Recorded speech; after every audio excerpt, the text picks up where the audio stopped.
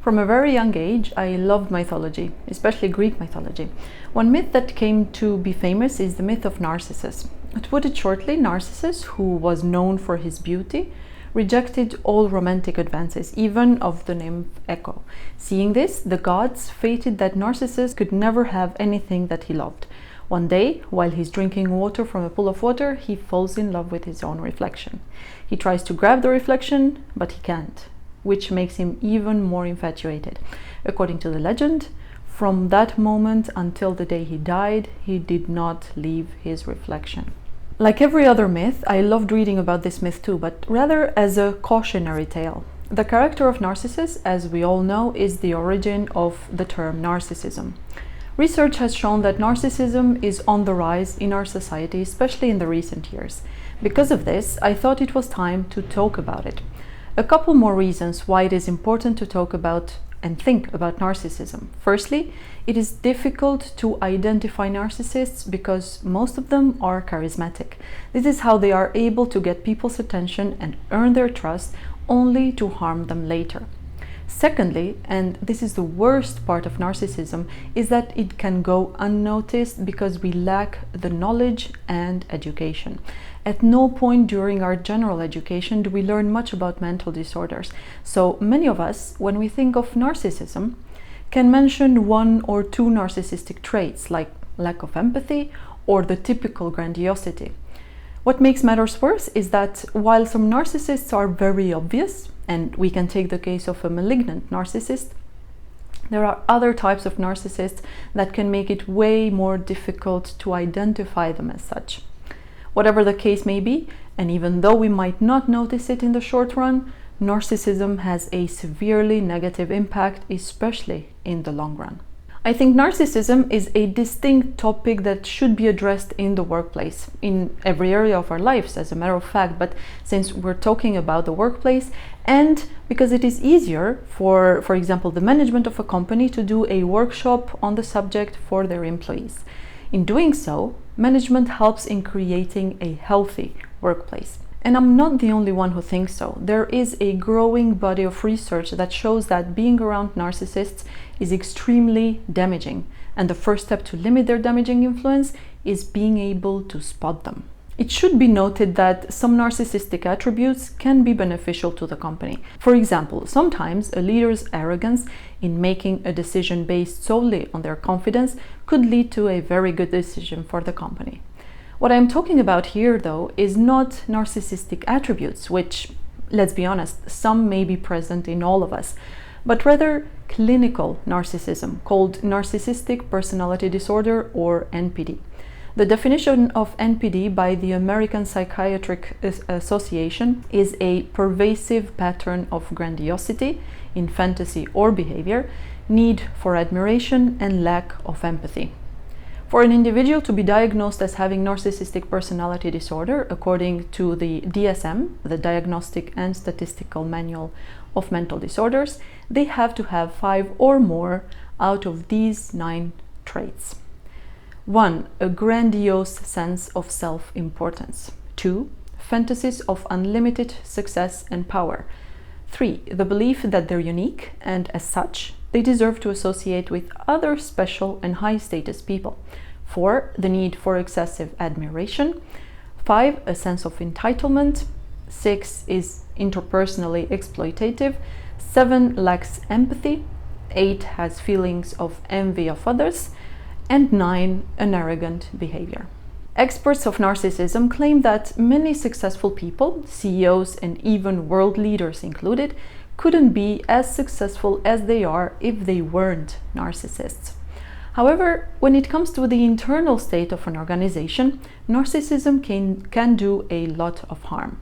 1, because narcissistic people have little to no self-awareness, and 2, because they respond badly to criticism and want or even need to be praised for work that they don't want to do. Unfortunately, narcissism in the workplace is partially understood and documented by psychologists and HR companies. There is, however, continuous research being done on it, which is very good news. According to different studies, the impact of narcissism in the workplace includes elevated stress, which leads to absenteeism and staff turnover, and workplace bullying, be it direct or indirect bullying. Two separate studies have shown respectively that narcissists in the workplace significantly damage team performance, and narcissistic leaders reduce the effectiveness of the company and have a negative impact on society. Let's first give a typical example of how damaging a narcissistic leader can be. A narcissistic individual in the workplace can have two main sources of supply: inanimate, the big office or the state-of-the-art car, and animate, constant attention from other people at work. What happens in the case of a narcissistic leader is that their subordinates will find that complimenting them on, for example, their car, makes the manager very happy. Complimenting them on their latest achievement makes the manager more open to them. In this way, without wanting to do so, these subordinates and colleagues become enablers of this narcissistic manager. In doing so, the narcissistic manager will focus most of their efforts on keeping their sources of supply, hence leaving behind what is important in their job, which is making good decisions for the benefit of the company. Instead, they will make decisions that are beneficial to them and their ego. Now let's go a little bit more into detail. How can we spot a narcissist? What are the signs that we're dealing with a narcissistic colleague? The first one, lack of empathy. A narcissist will not care about someone else's needs. If someone needs to take some time for their sick pet or for their child's recital, a narcissistic leader will not care and will expect 100% dedication to work only. Sense of grandiosity. Because narcissists believe to be above everybody else, they are the smartest, the funniest, they engage in behaviors that incorporate this belief. For example, a narcissistic colleague wants to be the center of attention in every conversation. They never admit to not knowing something, and whenever possible, will have the time of their life telling someone else that they're wrong. At the same time, a narcissistic colleague will never say the words "you're right." Instead, they want to tell people what to do. And even if the other person only asks one simple question, they will try to amaze them with how much they know on the subject. Excessive need for admiration. Feeding on their superiority feelings is also their need, which is an existential need, for praise and adoration. Those who become aware of this need of their manager, in order to get on their good side, start feeding it. Those who don't do it, either because they don't realize it or because they refuse to, can sometimes suffer repercussions. It's also because of their grandiosity trait that narcissists want to spend their time with people in leading positions and are condescending to people who are not in positions of power. Oversensitivity to criticism. For the narcissist, getting feedback from someone else is terrible, because this disproves their feelings of grandiosity. As a result, they will not accept the feedback by not incorporating it in their work and interactions. A narcissistic manager does not respond well to being challenged either. They will also not consider someone else's opinions and ideas, leading often to unilateral decisions. Desire for praise but not work. Narcissists tend to avoid doing work whenever they can. But when work is done, either by colleagues or subordinates, they will find a way to either infiltrate themselves as part of the working team or to take credit for their team's work. Covert narcissists. All the signs that I have mentioned so far are sometimes very obvious, and other times they are more subtle. While overt narcissists don't really care about what they have to do as long as they feed their needs, the more subtle narcissist, or what's called covert narcissist, takes on a more delicate approach. They tend to be seen as the good guy. They may be fun and easygoing, and they try very hard to be helpful. But behind the scene, they have a passive-aggressive behavior with backhanded compliments, talking behind people's back, and insults disguised as humor. Covert narcissists are typically those who do good when there are a lot of people around, because they want to be seen as being good and generous, or those who always talk badly about everyone else behind their back, or those who always play the victim. They experience bullying, disrespect, lack of recognition, or any other kind of unfair behavior in another or all previous jobs. The reason why they do this is that covert narcissists, unlike overt narcissists, have low self-esteem, and so they overcompensated by trying to make themselves seem superior. And they do it in a sneaky way, because then they can use and manipulate people and situations without them realizing it. Even though covert narcissism in the workplace needs a lot more research, Julie L. Hall, an educational writer who has written particularly about covert narcissism, says that the best way to identify a covert narcissist is to observe their reaction when something good happens to us. If we get a promotion, if we get some praise, are they happy for us? Really happy? Even narcissists cannot keep appearances forever. So if at one point we notice that the reaction to our good news is fake, or there's always a diversion from our good news to either their accomplishments or anything else, or they simply just walk away, then we could safely say that we're dealing with a covert narcissist. We don't even have to give them many chances. A few unexpected or weird reactions are enough to make us cautious, because in the case of narcissists, it's better to be safe than sorry. Now that we know the signs of a narcissist in the workplace, what should we do if we have, in fact, a narcissistic colleague? First and foremost, boundaries, boundaries, boundaries. Narcissists are known to not set or respect any boundary. Because their persona is based on the people around them, they need other people to survive. To get the most out of it, they need to have no boundaries with others. But that does not mean in any way that we should not set our boundaries. Whatever we feel we need to do in order to limit the narcissist's impact on our work, on our mood, on our relationships with other colleagues, we should set it as a boundary. For example, one very typical boundary everyone should have with a narcissist is to not disclose anything that they could use to undermine us.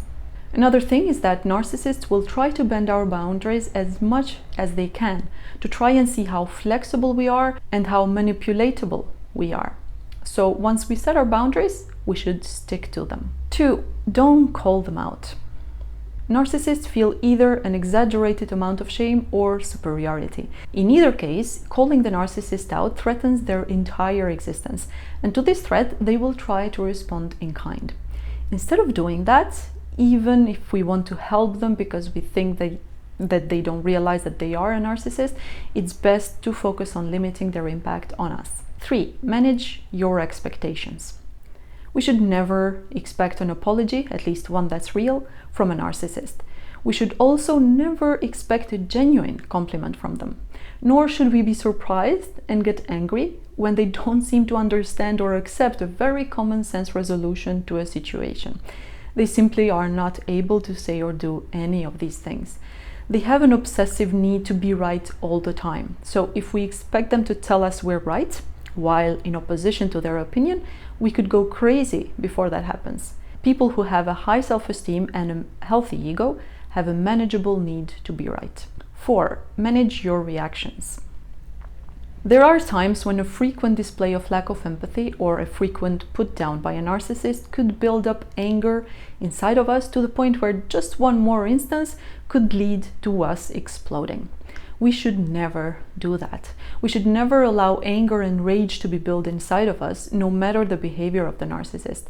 We should learn to detach from the narcissist and attach any behavior of theirs to their disorder. It is, after all, a disorder, and they cannot behave in any other way but in accordance with it. 5, document everything and take it up with HR if nothing else works.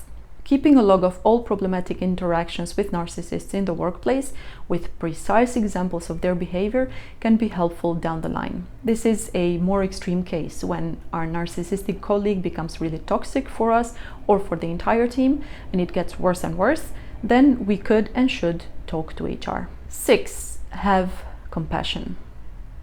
As the last point on the list of things we should do when dealing with a narcissistic colleague, I wanted to add compassion.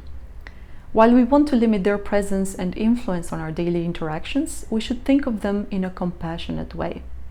Nobody really fully knows where narcissism comes from, but a lot of research has shown that a major factor in making a narcissist is trauma in the childhood.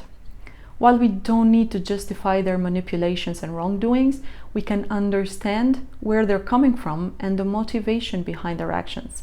We can show compassion to a level that we're comfortable with. I really hope none of us gets to spend a lot of time with narcissists, but the truth of the matter is that with narcissism on the rise in our society, it becomes almost impossible to not at least meet any. In this video, I have laid out the signs that make it possible for us to detect a narcissistic colleague or superior or subordinate, and things that we can do to limit their negative impact on us and on our work. Never underestimate the damage that a narcissistic person can do in the long run. Get all the possible ammunition to identify them and to deal with them in the best possible way for you. Take care, my friends, and I will see you next week.